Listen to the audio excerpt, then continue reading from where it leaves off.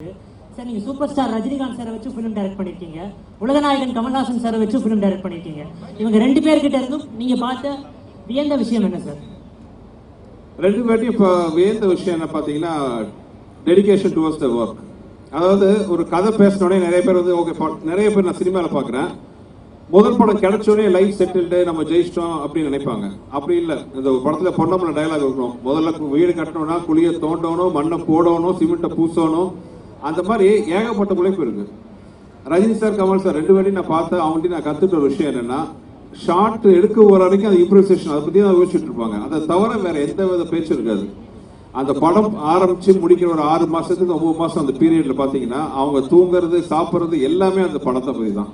ஒவ்வொரு நிமிஷம் அந்த படத்தை பத்தி தான் யோசிப்பாங்க, என்ன பெட்டர்மெண்ட் பண்ணலாம், இன்னும் என்ன இம்ப்ரூவைஸ் பண்ணலாம்னு பார்த்துட்டு இருப்பாங்க. அது சினிமா மேக்கிங் மட்டும் இல்லை, நம்ம லைஃபுக்கு ரொம்ப முக்கியமான விஷயம். நம்ம லைஃப்ல எந்த வேலையை பண்ணாலும் அதில் சின்சியர் டு த கோரா ஒர்க் பண்ணுங்கிறது வந்து அவங்க எனக்கு கற்றுக்கிட்ட கொடுத்துட்ட பாடம். இந்த சந்தர்ப்பத்தில் இந்த கேள்வி மூலமா அதை நானும் உங்களுக்கு சொல்றேன். Thank you sir.